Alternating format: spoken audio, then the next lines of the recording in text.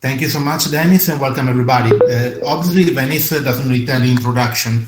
Everybody knows the site of San Marco Square, the overview from Rialto Bridge, and the peculiarity of a city floating over the water. But Veneto, the region where Venice lies, is way more than this. Consider that in an area of 18,000 square kilometers and just in a couple of hours by car, we can move from Jesolo, a bustling city on the Adriatic Sea, to the breathtaking Dolomites or to the Garda Lake. The real estate market in Venice area offers a wide selection of realty. When the client thinks about Venice, he obviously thinks of the historical city center, where we can find historical apartments from 40 square meters up, historical palaces and hotels. But the real estate market of Venice is not just that. In the mainland, just 2 minutes from the city center, we have many recent apartments and villas. Which average price in the historical city center is 4,300 euro per square meter. In the mainland, it's 1,500 euro per square meter. Therefore, in the mainland, you can find apartments starting from 100,000 euro, whilst in the city center, a renovated apartment is around €500,000. Consider that the mainland is just 10 minutes away from the city center by bus, tram, or train. Besides the residents, the Venice area attracts a lot of investors, both Italian and foreigners, mainly Americans, French, and Germans. In particular, in 2022, requests from foreign clients had an increase of 35% in comparison to the same period in 2021.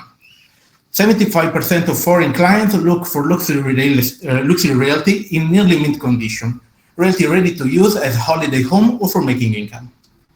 While most American investors focus on the city center, most of the Germans love to buy realty on the Venetian shoreline, mainly on Jesolo. Just few minutes by boat from the city center, Jesolo lived an ambitious urban revitalization program starting from the 90s through the so-called master plan of Kenzo Tange. Many hotels were reconverted to resorts and many towers were erected. The participation of many well-known artist stars through the years built up the actual characteristic Jesolo skyline. This vertical development, added to the construction of the widest pedestrian area in Europe for a total of 8 kilometers, gave new life to the economic and social framework of Jesolo, so that it is often called the Miami of the Adriatic Sea. Most of the investors look for apartments as a holiday home or to live, but we have companies looking for apartments, hotel, and Villa Venete too. The latter are typical buildings of the area. We are talking about edifices built by aristocrats' families of the Serenissima, the historical Sea Republic of Venice, since the 15th century. There are majestic mansions in the mainland where Venetian nobles spent their holiday. We can find Villa Venete starting from a couple of kilometers from Venice as the crow flies, and they spread up to the Prosecco Hills north of Treviso. During centuries, more than 4,000 Villa Venete were built, and the majority are still in good condition, since many of them are still livable nowadays.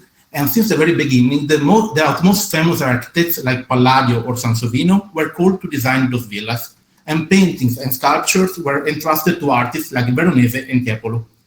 The 24 Venetian villas designed by Palladio are nowadays UNESCO World Heritage Sites. Only a small number of villas are owned by the state or the church, and 80% are private, and with the possibility to find them on the market starting from €1 million up. Many thanks for listening, everybody. I hope you decide to come visit Venice area soon.